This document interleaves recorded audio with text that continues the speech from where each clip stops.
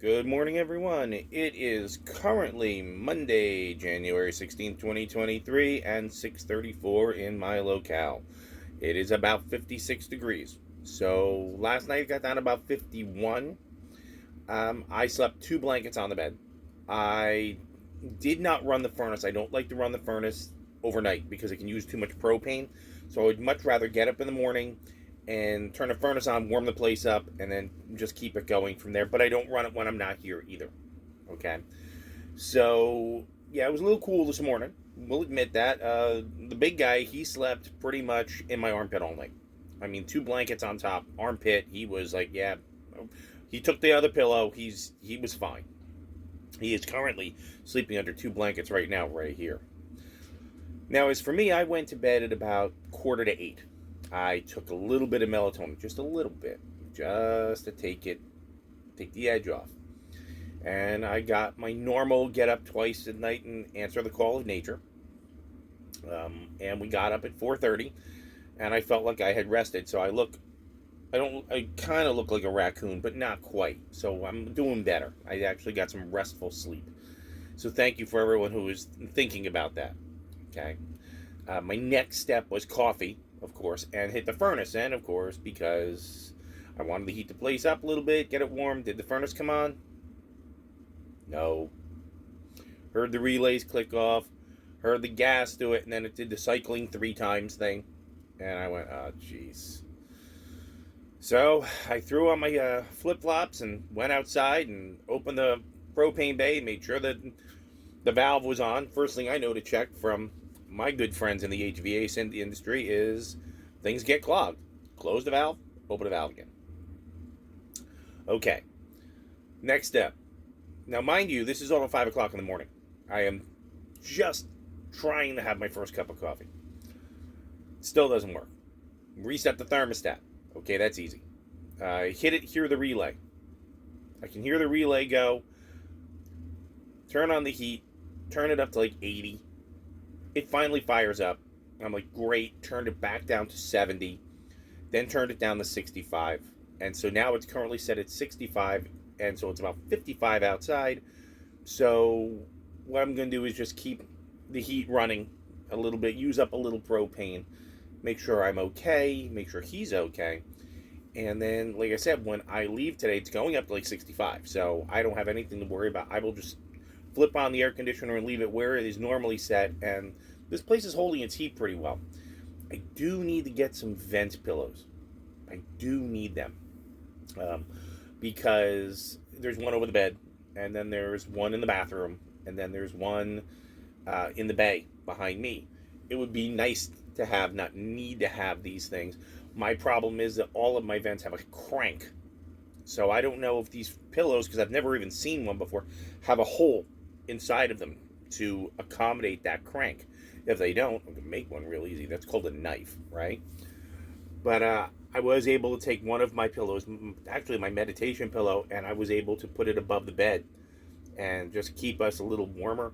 My windows are pretty good. If I were going to do a lot of cold climate stuff, I would be probably insulating them as well. I will probably be using foam board. Okay, I will probably run foam board across a piece of it and install it. It's very easy. So, let's see. Slept good. Had 2 cups of coffee. Queso is sleeping, so you're not going to get his obligatory queso view because he is burrowed under the blankets. But we can go to our daily Zen poem. In the far distance rises Huashan with its great precipices and awesome chasms. Out of a gorge rush waters of turquoise blue cascading over white stones. Perched on the cliffs are shrines to the mountain gods who send fertile rains to the people on the plains. In the temples, Taoist monks read the sacred text and burn incense on their altars. Their features are weather-lined and their gowns are patchwork. And that is Wan Shan Chi. I hope I'm pronouncing that right. That's very pretty. Kind of sounds like a hermit, doesn't it? Maybe. Alright, so let's see what we're going to do next. We're going to quickly do our daily rune pull. Okay? So let's close these 2 windows. Alright. Daily rune pull coming up. By the way, their life sounded simple. So, Blank. Unknowable.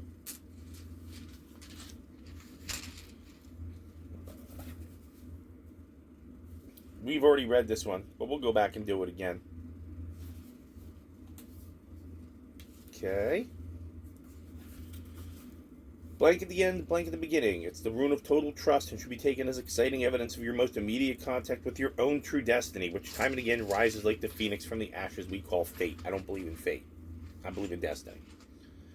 It can say there's a death, but it's usually a symbolic death.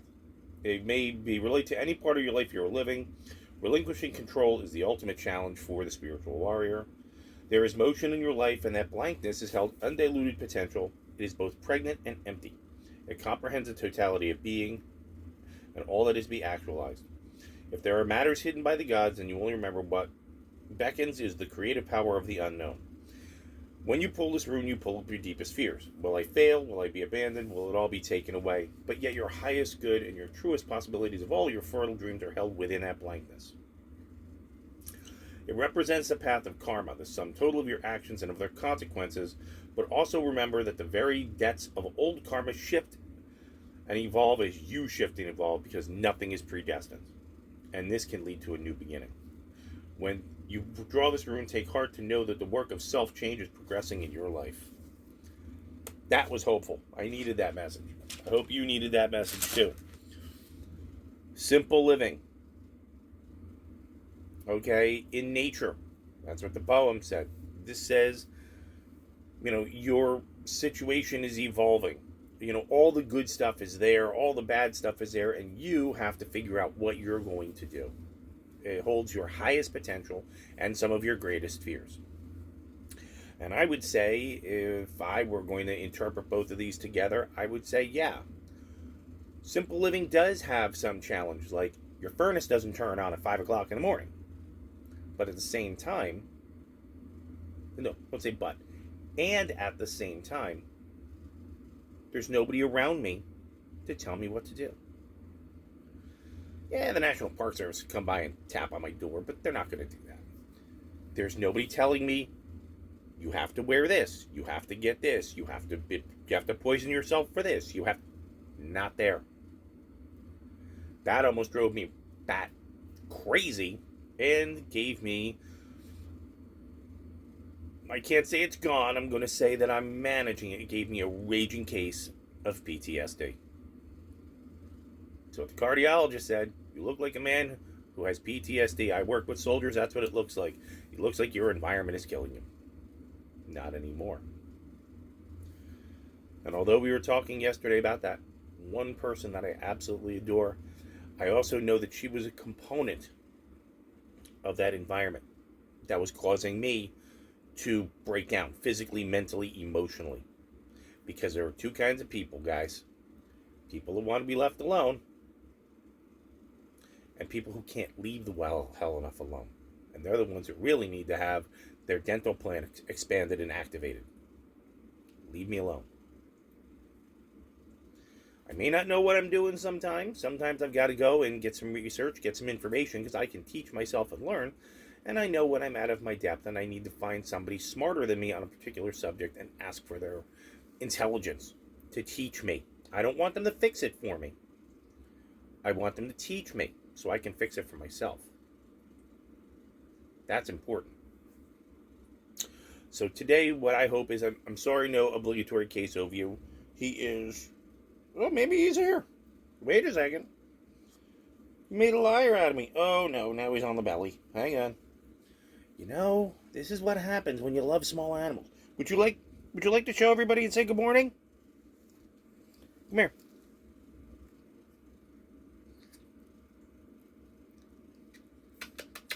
Snorties? Shakies. Snorties. Snorties. Snorties. Bite your ear. And a yawn. And the furnace turned off, which means it is 65 degrees in here. Would you like to go back under the blanket? Yes? Yes. Back under the blankets he goes. There we go. So, there's our thoughts for the day. Live simply. Okay? And when you live simply, you're kind of, want to say this right. I'm going to mess it up because it's early. When you live simply, you don't minimize your opportunities, you expand them. I have always been a little bit of a minimalist. I've, only take what I need, buy one extra can for the pantry, just like mom taught me. And I've noticed that the simpler I live, the happier I become, the more expanded it becomes. I mean, Thoreau, right? He had what? 2 years by himself. Right? He had one bowl, one plate, one fork, one knife, right? I consider myself incredibly fortunate. I have at least 3 different big wooden spoons to cook with. I have a couple of those turners. You know, one's metal, one's wooden, so I can do it. I have one of those really strange things that looks like a star on the bottom, so you can mash up ground beef or ground chicken or ground pork and get it all broken up to brown it.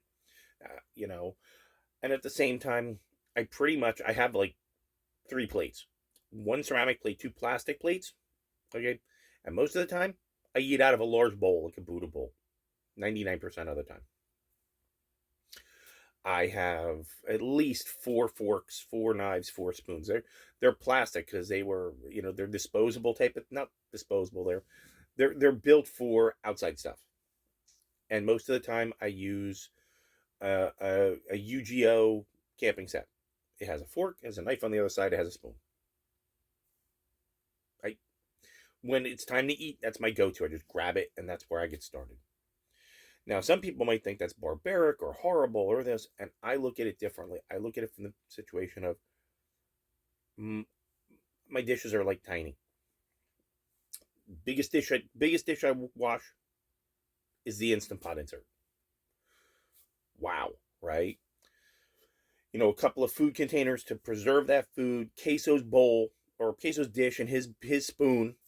That's it. So doing dishes for me is about, I don't know, 3 minutes, 4 minutes. And then, takes another 3 minutes, 4 minutes, dry everything off and put it away. And my kitchen is clean for the next morning. Simple. Easy. This was not like when I lived in a house with beautiful Miss Carrie, where I would get up in the morning and I would feed the dogs. I would set the kitchen up in the morning or at night. Everything is just where it needs to be, so I can just get started with my coffee, feed the dogs, everything's going to be good. They would come in late. I would have to go to bed earlier because I had to get up earlier for work. I'd come home, and the first thing I would have to do in the morning is clean up the kitchen again. Really? You can't put your own stuff away? And that ground on me. That was part of how that PTSD got started. I could not. I set my environment up for success, and everybody else would come in and set it up for failure. And then I would have to fix all their mess before I could get started with success again. That's crazy. That's awful. I would clean everything in the kitchen on a Saturday, do some cooking. Everything was good, being a podcast with you guys most of the time. And then they would come in and they would just heave shit on the counters. Nobody ever took any time at all to empty something, do something. All just went into the sink. And then I was the one that had to refill the dishwasher again and then empty it again. And then my environment is very important to me. And I have told Miss Carrie that about a dozen times over our relationship. And it is that my external environment keys into my internal environment. If you keep a messy home, I will have a messy mind. And I'm willing to put forth the effort and the energy to straighten and neaten my home so that I have a neat and organized mind. It's important, right? Nobody wants to have to clean up the kitchen to make a cup of coffee.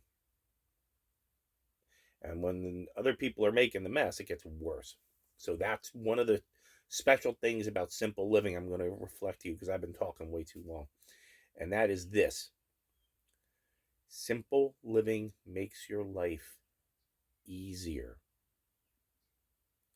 Less overhead, less to clean, less to spend on, less to deal with. Your diet cleans up.